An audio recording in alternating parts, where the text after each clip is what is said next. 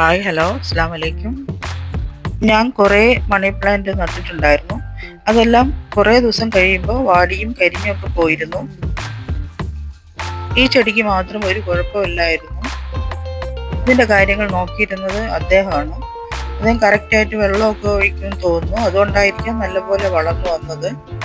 ഈ അടുത്തായിട്ട് അതിൻ്റെ ഒരു ഇലയ്ക്ക് ചെറിയ വാട്ടവും ചെറുതായിട്ട് കരിഞ്ഞും തുടങ്ങിയിട്ടുണ്ട്.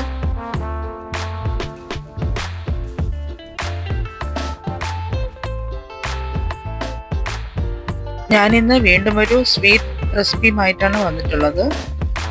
കാരമൽ കോക്കനട്ട് ഞാൻ ഉണ്ടാക്കുന്നത് എങ്ങനെയാണെന്ന് കാണിക്കാം.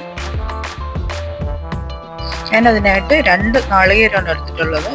അതിൻ്റെ നാരൊക്കെ നാര് കളഞ്ഞില്ലെങ്കിൽ കഴിഞ്ഞ പ്രാവശ്യം ഞാൻ എയർ ഫ്രയറിൽ വെച്ചപ്പോൾ ചെറുതായിട്ട് ഒരു ഭാഗത്ത് നല്ല കരിഞ്ഞിട്ടുണ്ടായിരുന്നു. എൻ്റെ എയർ ഫ്രയർ ഉപയോഗിക്കാതെ വെച്ചിരുന്നത് കൊണ്ട് അത് നല്ലപോലെ തുരുമ്പെടുത്തിട്ടുണ്ട്. ഇത് വർക്കാവുമോ എന്നൊന്നും എനിക്കറിയില്ല. ഉപയോഗിച്ച് നോക്കിയാലേ അറിയാൻ പറ്റുള്ളൂ. എൻ്റെ ഫ്രയർ ചെറുതായതുകൊണ്ട് ഞാൻ ഓരോന്ന് വീതമാണ് വെച്ച് കൊടുക്കുന്നത്. 20 മിനിറ്റും 200 ഡിഗ്രി ഹീറ്റും സെറ്റ് ചെയ്ത് വെച്ചു.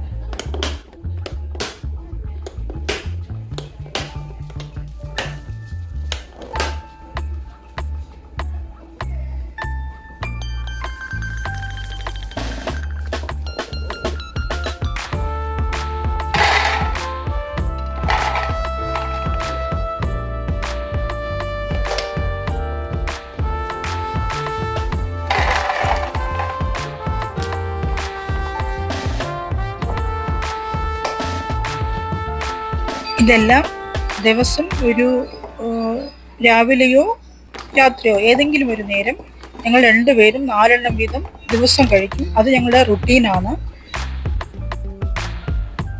ഇനി നാളികേരം എന്തായെന്ന് നോക്കാം. നല്ല ചൂടുണ്ട്, ചെറുതായി ക്രാക്കും വീണിട്ടുണ്ട്. ഇനി ഇത് ചെറുതായിട്ട് ഇതുപോലെ എന്തെങ്കിലും കൊണ്ട് ചെറിയ രീതിയിൽ തട്ടി അതിൻ്റെ ഷെല്ല് ഇളക്കി മാറ്റണം. ഷെല്ല് മാറ്റിയതിന് ശേഷം ഇതുപോലെ ഇതിനെ 2ആയിട്ട് മുറിച്ചെടുക്കാം.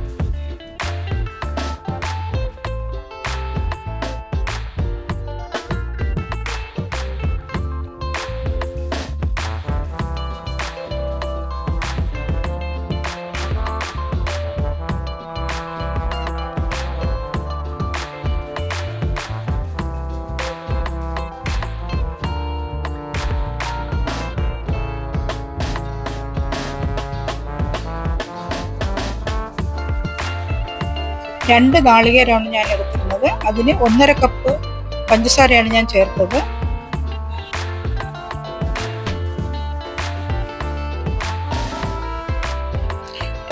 രണ്ട് ടേബിൾ സ്പൂൺ വെള്ളവും ചേർത്തു.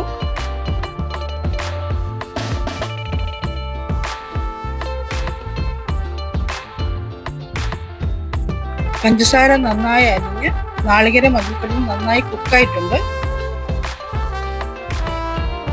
ഇപ്പോൾ നല്ലപോലെ ഡ്രൈ ആയി വന്നിട്ടുണ്ട്. ഇനി ഇത് കാരമലായി വരുമ്പോഴേക്കും അടുപ്പിൽ നിന്ന് മാറ്റാം. ഇതാണ് ഇതിൻ്റെ കൺസിസ്റ്റൻസി. ഇനി ഇത് വേറൊരു പാത്രത്തിലേക്ക് മാറ്റി ഉപയോഗിക്കാം.